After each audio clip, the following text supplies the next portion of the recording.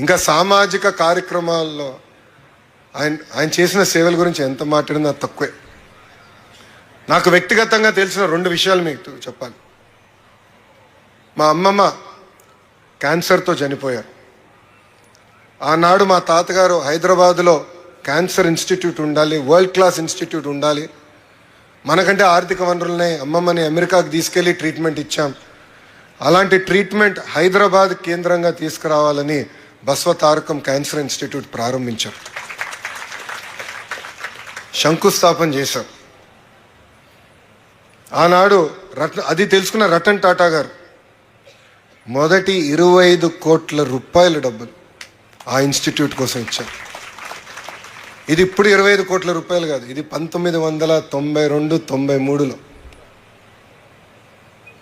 ఒక్క ఫోన్కి ఆయన 25 కోట్ల రూపాయలు ఇచ్చారు.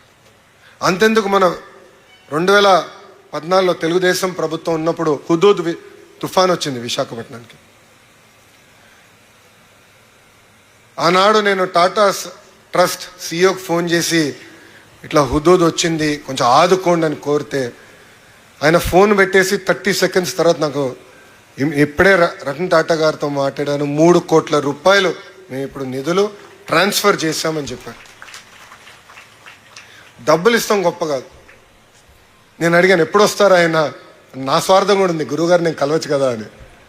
ఎప్పుడు వస్తారు ఆయన అని అడిగితే మాకు మార్కెటింగ్ అవసరం లేదు, మాకు ప్రెస్ రిలీజ్ అవసరం లేదు, ప్రజల్ని మీరు జాగ్రత్తగా చూడండి, డబ్బులు సరిపోతే మాకు ఫోన్ చేయండి మళ్ళీ ఇస్తానని చెప్పిన గొప్ప వ్యక్తి రతన్ టాటా గారు.